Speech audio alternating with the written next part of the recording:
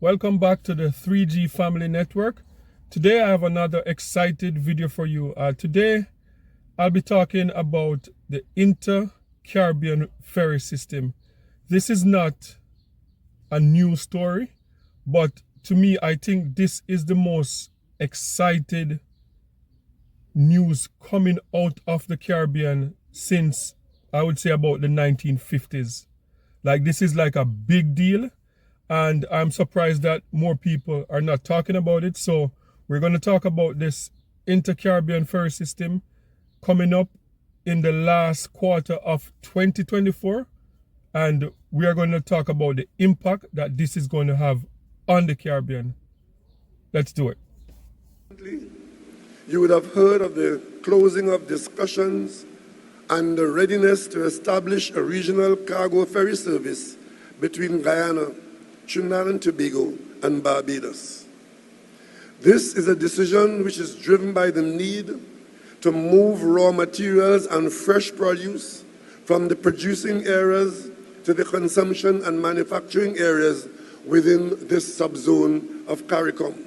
Prime Minister Dr. Keith Rowley says the new intra-regional ferry service will provide more than food. The outcome of such a transportation service can only improve our food security, stimulate production across the region, create jobs and support affordable prices of the many agricultural products which we desire at our tables and in our hotel. The Prime Minister adds, while the three nations have agreed to the project, there still needs to be agreement at the local level. Tomorrow, Thursday, the Cabinet will sign off on this decision. And only this morning, the Minister of Transportation was instructed to ready the galleon passage for the inaugural trip as soon as that documentation is ready and the vessel is ready.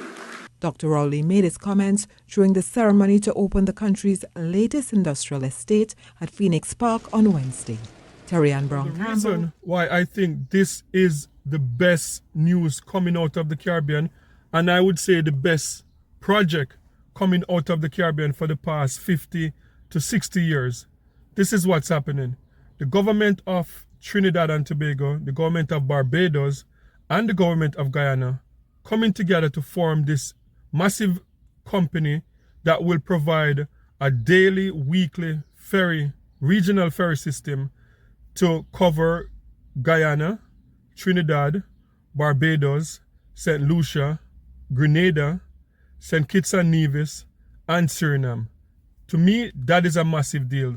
It covers pretty much the Eastern Caribbean right now, but we have not seen anything on this level that works, that pretty much try to bring the Caribbean together since the University of the West Indies. And that was, I think, over 60 years ago, where governments wanted like a university campus that would pretty much cover university level education to the wider Caribbean. We see a base in Jamaica, we see in Trinidad, and I think there's one in Barbados too, I'm not sure. But for a lot of professionals across the Caribbean are able to access this university. That's the last time we have seen anything on this scale that work. You know, we have seen Caribbean Court of Justice. I think, depending on who you ask, people will say like, doesn't work. We see like CARICOM try, you know, the free flow of people in and around the Caribbean. And depending on who you ask again, it benefits some countries more than the other. But I believe that this regional ferry system that will see carrying passengers and freight across the Eastern Caribbean is a massive deal. You know, we have seen airlines across the Caribbean. We have seen Liat, we have seen Air Jamaica, we have seen Caribbean Airline. And for those who know the airline industry and know the massive undertaking and how expensive it is to go back and forth and that in the Caribbean, we do not control our airspace. The entire airspace is pretty much controlled by outside sources, not us. And this discussion has been around for decades. How is it that the Caribbean, we are islands surrounded by the Caribbean Sea, the Atlantic Ocean, like massive, just like when you look at the islands in the Caribbean, it's like a dot surrounded by all this body of water, and we have not utilized this in our benefit. So I believe that the ferry system, this is what is going to happen with the ferry system. Instead of having expensive flights from, say, Trinidad going to St. Vincent, just imagine, you know, recently I just wrapped up a week in St. Vincent. Just imagine going to the ferry terminal in St. Vincent and the Grenadines in Kingstown, and you just pay like, whether it's like 300, 400 EC, and you jump on a ferry, and 2-3 hours later, you're in Trinidad and Tobago. You don't have to board a flight, you don't have to do, that's the connection that we're talking about. So I'm super excited about this. It's scheduled to start at the last quarter of 2024. That would take us into, you know, October, November, going in that side. And this year, my aim is to, you know, we started out in St. Vincent, a Caribbean tour to just cover the entire Caribbean and just to see how, you know, us as a people, how we live, or the similarities, the differences, and just how, you know, we operate as a Caribbean people. And I believe that this, for me, this is exciting because I can't wait for November to fly to Trinidad and to be able to be on one of those first ferry systems that goes from Trinidad to Barbados. So, you know, just let me know in the comment section, where in the Caribbean are you represented? You know, just leave the flag in the comment section. Are you from St. Vincent? Are you from Trinidad? Are you from Barbados? Are you from Guyana? And just tell me, are you as excited about this system the way I am excited? Because the Caribbean, we're so close but so far. You know, just imagine going from connected flight from, say, like to Jamaica, to Trinidad, to go to St. Vincent, to go, you know, when we have an open ocean out there that we're not utilizing. So this is exciting news, and I know not everybody is as excited about it. There are people that are going to throw some negativity into it and say, oh, this is the reason why this shouldn't happen, and we're destroying the sea, we're destroying the environment. I'm going to address that right after this. Yes, so whenever you try to do something, there's always detractors. There's always, and I understand people that are concerned about the environment. But saying that, for people who are saying that a ferry system should not work because it's going to damage the ocean and we're going to be moving back and forth, why are we driving on the earth that God created then? Why are we not walking? Because it's no different from the earth. If we're going to jump in our cars and drive downtown to work and drive all over the Caribbean or wherever we're driving to, why is that not an issue? The same way people are saying that we're going to destroy the coral reefs, we're going to destroy the fishery. I don't believe in that. I believe that this earth is a massive earth. I know that there are things that we do as human beings to destroy the earth that we live in. But I believe using the ocean, this massive ocean that God gave us, is no different from using the earth. We build roads, you know, we drive our cars, we drive our trucks to go back and forth with to provide food and clothing and all of that. Why can't we use the ocean? Just imagine you're in Grenada, the Spice Island, and instead of being held hostage to first world countries in terms of wanting to get your spices out to Canada, to the UK, to America, just imagine a system where in Grenada, you can have your nutmegs, you can have your bay leaves, you can have all these stuff, and you can supply the entire Caribbean with your spices from the island of Grenada. Just imagine how that will change the economy of a country like Grenada, knowing that now we have a ferry system that can take produce across the Caribbean. How amazing that would be.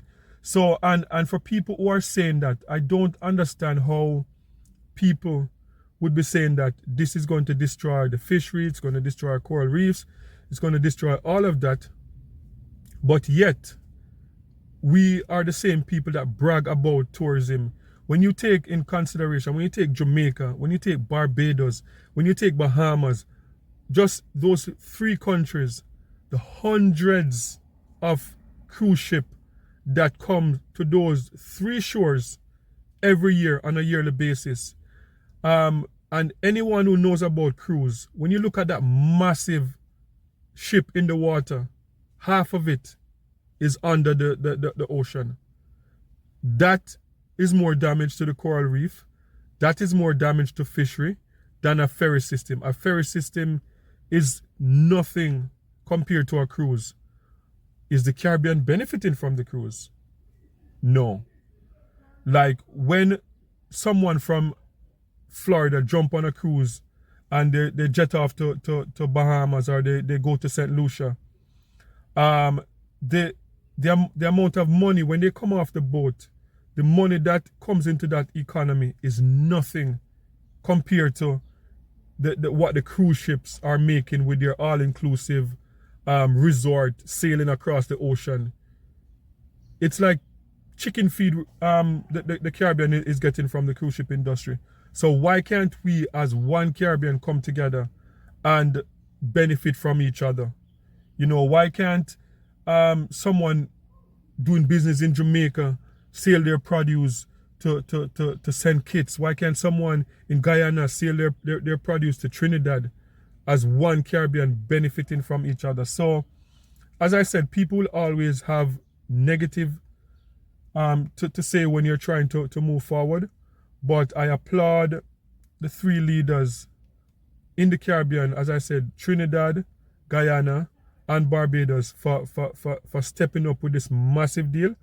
And what I believe is that the success of this will see more private companies or more government trying to utilize the Caribbean Sea more in terms of connecting us as a people together. So tell me in the comment section, are you as excited for this?